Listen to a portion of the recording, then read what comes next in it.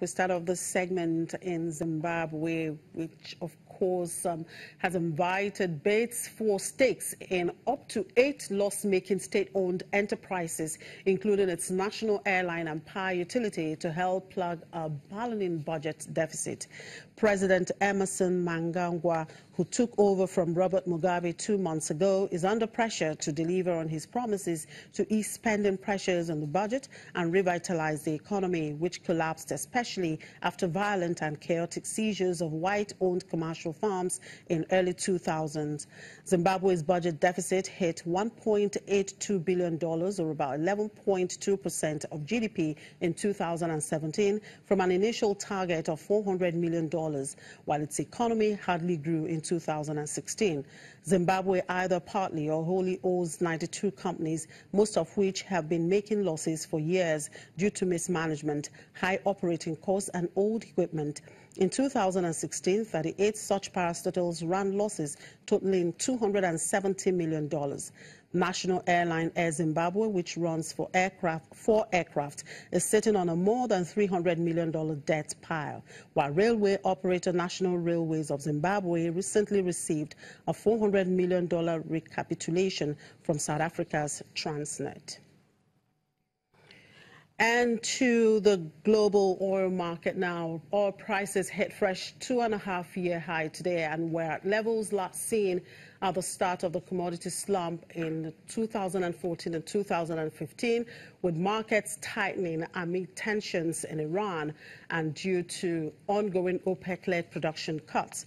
The prices were also buoyed by Asia's stock markets, which flirted with 10-year highs amid strong data from leading economies, including the United States, Japan and Germany. U.S. West Texas Intermediate crude futures were at $62.10 a barrel, up 47 cents from their last close. The heat, $62.14 shortly before, the highest level since May 2015. Brent crude futures, the international benchmark for oil prices, were at $68.13 a barrel, up 29 cents after hitting a May 2015 high of $68.16 shortly before. Well, beyond a brief intraday spike in May 2015, these prices in the global oil market were the highest crude price levels since December 2014 at the start of the oil price downturn. Let's discuss this further with Desola Sunmoni, research analyst with financial derivatives company in New York. Desola, good afternoon. Good morning, New York. Good morning, Chimeze. Thank you for having me. So, were you anticipating this kind of rise on oil prices early in the new year? I mean, it does not come late last year with oil prices slowly but steadily with short intervals of price swings, but it has remained largely above $60 per barrel. So, but this price rally that we see in early this year is, like you rightly said, is due to large anti-government protests in Iran, as well as strong compliance with the OPEC deal in December 2017. So these two factors are main drivers of this rally that we're seeing. Now, obviously, this is good for oil-producing countries like Nigeria, but the question now is, how sustainable will this be?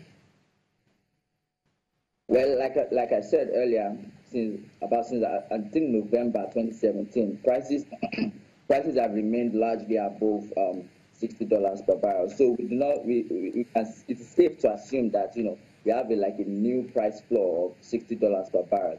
Also, this price rally that we are seeing is partly due to a knee-jerk reaction to these political tensions in Iran. Once the market watcher have observed that there's no real threat to production and to export, then we are likely to see pullbacks in prices. So while there may be some oscillations in prices in the near term, we do not expect it to decline below $60 per barrel. Now, for Nigeria, this means more money in the foreign reserves. But do you think this will propel the central bank to perhaps bring down the interest rate at its next meeting? Like you rightly said, these higher oil prices means it's good for Nigeria. I mean, the reserves are inching towards $40 billion. But I think that oil prices are just, one macroeconomic indicator that the CBN, that the MPC will be looking at. There are a host of other indicators, including inflation, the exchange rate, the level of economic growth, and amongst others. So while I think that the higher oil prices combined with improved economic indicators, like all our economic indicators are showing that the economy is actually gaining some momentum and moving out of the recession. While this strengthens the argument for for a shift in monetary policy towards an accommodative stance, we have the view that this is not likely at this time, because the CBN would like to consolidate the gains of macroeconomic policy so far, as well as to gain clarity on the optimal monetary policy path in the near term. Now, considering what OPEC has been doing to prop up prices, with this trend in the global oil market, what new dimension do you think OPEC will be considering at its first meeting in the year? The first meeting for OPEC is scheduled for June 2018. That's still far off. So we do not expect, except there are significant disruptions, we do not expect any change in the direction for OPEC. We think that OPEC will still focus on global inventories, which are shrinking, but they are still about 837 million above the 5-year average. They'll be looking at U.S. production. They'll be looking at U.S. production and stockpiles. They'll also be looking at the compliance with the deals, with the production cuts. So that's what I think that OPEC will be focusing. I don't think there'll be any change in focus in the long term. Now, some markets analysts believe that oil price will hit above $80 this year. What's your own prediction? I think that's quite optimistic. Quite optimistic, right?